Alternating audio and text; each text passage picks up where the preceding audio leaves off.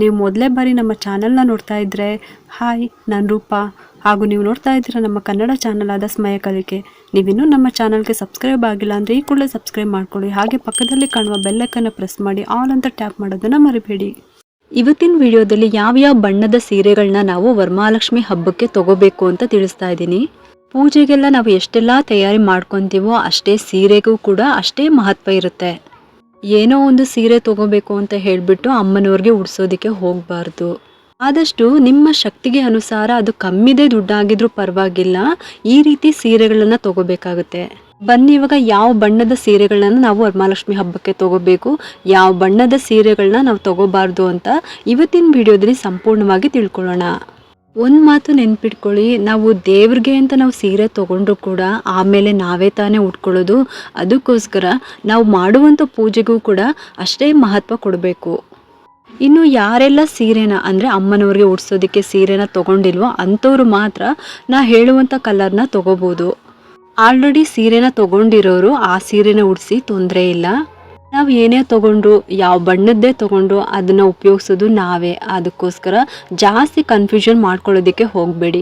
ಇವಾಗಲೇ ತೊಗೊಂಡಿದ್ದೀವಿ ಏನು ಮಾಡೋದು ಅಂತ ಕನ್ಫ್ಯೂಷನ್ ಮಾತ್ರ ಮಾಡ್ಕೊಳ್ಳೋಕ್ಕೆ ಹೋಗಬೇಡಿ. ಸೀರೆ ತೊಗೊಂಡಿದ್ದೀವಿ, ಇವಾಗ ಇವರು ಈ ಕಲರ್ ಹೇಳ್ತಾ ಇದ್ದಾರಲ್ಲ ಅಂತ ಅಂದ್ಬಿಟ್ಟು ಯೋಚನೆ ಮಾಡೋದಕ್ಕೂ ಹೋಗಬೇಡಿ. ಇನ್ನು ನೀವು ಯಾವುದು ತೊಗೊಂಡಿದ್ದೀರೋ ಸೀರೆನ ಅದನ್ನೇ ಉಡಿಸಿ ದೇವ್ರಿಗೆ, ಪರವಾಗಿಲ್ಲ. ಇನ್ನು ಯಾರಾದರೂ ತೊಗೊಂಡಿಲ್ಲ ಅಂತ ಅಂದರೆ ಮಾತ್ರ ನಾ ಹೇಳುವಂಥ ಬಣ್ಣದ್ದು ನೀವು ಸೀರೆನ ತೊಗೋಬೋದು. ಬನ್ನಿ ಇವಾಗ ಯಾವ್ಯಾವ ಬಣ್ಣದ ಸೀರೆನ ನಾವು ತಗೋಬೋದು ಅಂತ ಇವಾಗ ತಿಳ್ಕೊಳ್ಳೋಣ.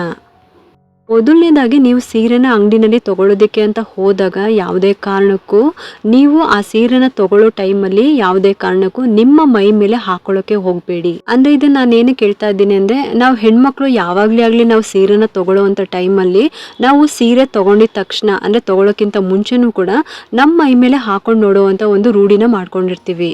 ಯಾಕೆಂದರೆ ನಾವು ದೇವ್ರಿಗೆ ಅಂತ ನಾವು ಸೀರೆನ ತೊಗೊಳ್ಳೋವಂಥ ಟೈಮಲ್ಲಿ ಯಾವುದೇ ಕಾರಣಕ್ಕೂ ನಮ್ಮ ಮೈ ಮೇಲೆ ಹಾಕೊಂಡು ನೋಡಬಾರ್ದು. ಈ ದೇವ್ರಿಗೆ ಅಂತಲೇ ಅಲ್ಲ, ನೀವು ಯಾವುದೇ ದೇವ್ರಿಗೆ ನೀವು ಸೀರೆನ ತೊಗೋಬೇಕು ಅಂತ ಅಂದ್ಕೊಂಡಿದ್ರು ಕೂಡ, ಈಗ ಮಡ್ಲಕ್ಕಿ ಕೊಡೋದಕ್ಕೆ ಆ ರೀತಿ ಎಲ್ಲ ದೇವ್ರಿಗೆ ಸೀರೆ ಉಡಿಸ್ಬೇಕು ಅಂತ ಎಲ್ಲ ಕೊಡಬೇಕಾದ್ರೂ ಅಷ್ಟೇ ಯಾವುದೇ ಕಾರಣಕ್ಕೂ ನಮ್ಮ ಮೈ ಮೇಲೆ ಹಾಕೊಂಡು ನೋಡಬಾರ್ದು.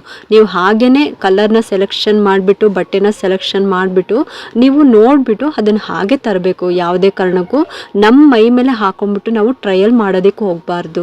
ಅಮ್ಮನವ್ರಿಗೆ ಉಡಿಸಿದಾದ್ಮೇಲೆ ಆ ಸೀರೆ ನಾವೇ ತಾನೇ ಉಟ್ಕೊಳ್ಳೋದು. ಅದಕ್ಕೋಸ್ಕರ ಹೇಳ್ತಾ ಇದ್ದೀನಿ, ನಾವು ದೇವ್ರಿಗೆ ಅಂತ ತೊಗೊಂಡಿರುವಂಥ ಯಾವುದೇ ವಸ್ತು ಆಗಿರ್ಬೋದು ಅದು ಮೊದಲು ದೇವ್ರಿಗೇ ಸೇರಬೇಕು. ಯಾವ ಬಣ್ಣದ ಸೀರೆನ ತೊಗೋಬೋದು ಅಂತ ಅಂದರೆ ರೆಡ್ ಕಲರ್ ತೊಗೋಬೋದು, orange colour, yellow colour, cream colour, white colour, gold colour, light blue colour. ಆದರೆ ಡಾರ್ಕ್ ಬ್ಲೂ ತೊಗೊಳ್ಳೋದಕ್ಕೆ ಹೋಗಬೇಡಿ. ಮತ್ತು ಪಿಂಕ್ ಕಲರು, ಗ್ರೀನು, ಈ ಥರ ಸೀರೆ ಕಲರ್ನ ತೊಗೋಬೋದು. ಆದಷ್ಟು ನೀವು ಸೀರೆನ ತೊಗೊತೀರಾ ಅಂತಂದರೆ ಅದು ಕಮ್ಮಿ ಪ್ರೈಸೇ ಆಗಿದ್ರೂ ಪರವಾಗಿಲ್ಲ, ಆದಷ್ಟು ನೀವು ಬಾರ್ಡರ್ ಇರುವಂಥ ಸ್ಯಾರಿನ ತೊಗೊಳ್ಳಿ. ಅಥವಾ ನಿಮಗೆ ಶಕ್ತಿ ಇದ್ದರೆ ರೇಷ್ಮೆ ಸೀರೆನೂ ತೊಗೋಬೋದು, ತುಂಬಾ ಒಳ್ಳೆಯದು. ಅಥವಾ ರೇಷ್ಮೆ ಸೀರೆ ತೊಗೊಳೋದಕ್ಕೆ ಆಗಲ್ಲ ಅಂತ ಅಂದರೂ ಕೂಡ ಬಾರ್ಡರ್ ಇರುವಂಥ ಸೀರೆನೇ ತೊಗೊಳ್ಳಿ, ಪರವಾಗಿಲ್ಲ.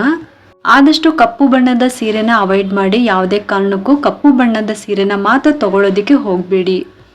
ನೀವು ತೊಗೊಳ್ಳೋವಂಥ ಸೀರೆನಲ್ಲಿ ಸ್ವಲ್ಪ ನೀಟಾಗಿ ಅಬ್ಸರ್ವ್ ಮಾಡಿಬಿಟ್ಟು ತೊಗೊಳ್ಳಿ. ಯಾವುದೇ ಕಾರಣಕ್ಕೂ ಅದರಲ್ಲಿ ಕಪ್ಪು ಕಲರ್ದು ಏನಾದರೂ ಆಗಿರ್ಬೋದು, ಫ್ಲವರ್ಸೇ ಆಗಿರ್ಬೋದು, ಇಲ್ಲ ಚುಕ್ಕಿಗಳೇ ಆಗಿರ್ಬೋದು, ಲೈನ್ಸ್ಗಳೇ ಆಗಿರ್ಬೋದು, ಬಾರ್ಡರೇ ಆಗಿರ್ಬೋದು, ಯಾವುದೇ ಕಾರಣಕ್ಕೂ ಕಪ್ಪು ಬಣ್ಣದ್ದು ಇರಬಾರ್ದು. ಅದನ್ನು ಸ್ವಲ್ಪ ನೀಟಾಗಿ ಅಬ್ಸರ್ವ್ ಮಾಡಿಬಿಟ್ಟು ತೊಗೊಂಡ್ರೆ ಒಳ್ಳೆಯದು.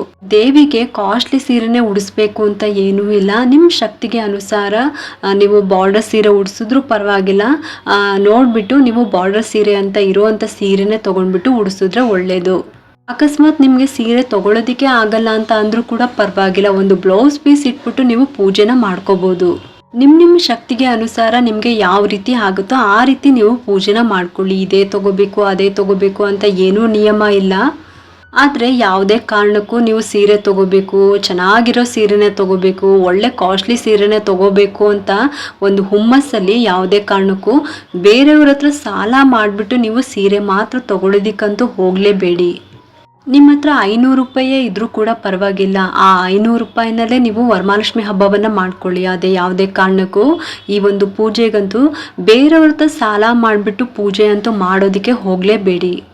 ನಿಮ್ಮ ಶಕ್ತಿಗೆ ಅನುಸಾರ ನೀವು ಕಮ್ಮಿದೇ ರೇಟ್ ಆದರೂ ಪರವಾಗಿಲ್ಲ, ನೀವು ಸೀರೆನ ತೊಗೊಂಡ್ಬಿಟ್ಟು ಅಮ್ಮನವ್ರಿಗೆ ಉಡಿಸ್ಬಿಟ್ಟು ಪೂಜೆನ ಮಾಡ್ಕೊಳ್ಳಿ.